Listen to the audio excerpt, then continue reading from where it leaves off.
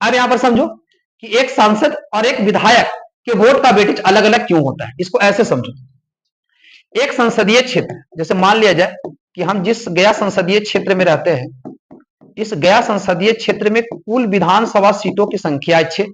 जोड़ दो कौन कौन, एक है सिरघाटी, एक है बाराचट्टी, एक है बोधगया, एक है गया नगर, एक है वजीरगंज और एक है बेलागंज।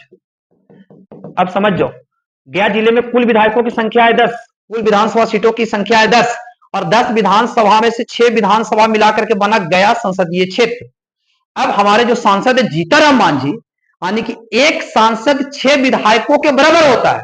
अब मान लिया जाए कि एक विधानसभा से एक विधायक 10 लाख आबादी पर चुन करके आता है, तो ऐसे ऐसे 6 विधायक चुन करके आएगा कितनी आबादी पर, मान के चलो कि प्रत्येक विधानसभा में 10-10 लाख आबादी पर एक विधायक चुन करके आता है, तो एक विधायक 10 लाख लोगों का प्रतिनिधि है और ऐसा ऐसा 6 विधायक मिला करके बना एक गया संसदीय क्षेत्र, वो कितने लोगों का प्रतिनिधि हो गया, तो 60 लोगों का, 60 लाख लोगों का।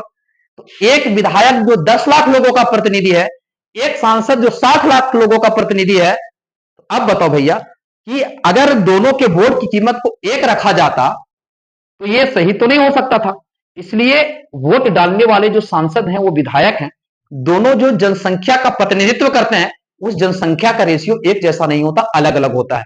इसलिए राष्ट्रपति के चुनाव में जो वोट डालने वाले जो सांसद हैं और विधायक हैं, उन दोनों के वोट का कीमत भी अलग अलग होता है। इतना ही नहीं, दो राज्यों के विधायकों का भी वोट का वेटेज यानी कि जो उसकी मूल्य है वो अलग अलग होता है। इसको ऐसे समझो, यहां पर भी जो कारण है वो है जनसंख्या। जैसे बिहार का कोई एक विधानसभा क्षेत्र, जैसे हम जिस विधानसभा क्षेत्र में रहते हैं उसका नाम है बाराचट्टी।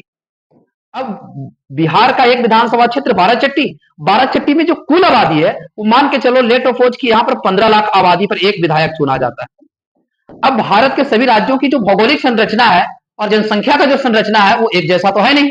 अब जैसे मान लिया जाए कि भारत के जो पूर्वोत्तर के कोई राज्य, जैसे हम एक लेते हैं सिक्किम। अब सिक्किम राज्य का जो डेमोग्राफी है, वहां का जो जनगणना के जो वहां की जो जनसंख्या का जो संरचना है वो बिहार जैसा है नहीं, क्योंकि सिक्किम एक पहाड़ी और घने जंगलों वाला जो है सो स्टेट है। तो यहां पर जो आबादी है, जो जनसंख्या है, वो बिहार के किसी बाराचट्टी विधानसभा क्षेत्र की तुलना में बहुत कम है। तो ऐसी स्थिति में सिक्किम के किसी क्षेत्र का एक विधायक मान लिया जाए कि 2 लाख आबादी पर चुन करके आता है और बिहार के किसी एक विधानसभा का जो विधायक है वो 15 लाख आबादी पर चुन करके आता है। दूसरे शब्दों में कहें तो सिक्किम का एक विधानसभा का जो विधायक है उसको 2 लाख लोग वोट करता है एक विधायक को, और बिहार के किसी एक विधायक जो चुन करके आता है उसको 15 लाख वोट करता है। तो अब बताओ कि 2 लाख जिसको लोगों ने चुना और एक विधायक को 15 लाख लोगों ने चुना, अगर दोनों के वोट की कीमत को एक रखा जाता तो यहां पर भी नाइंसाफी थी। इसलिए संविधान बनाने वालों ने इन चीजों का ध्यान रखा और यहां पर वोट डालने वाले जो 2 अलग अलग राज्यों के जो विधायक हैं, उन विधायकों का जो भी वेटेज है उसको भी अलग अलग रखा गया ताकि किसी के साथ नाइंसाफी नहीं हो।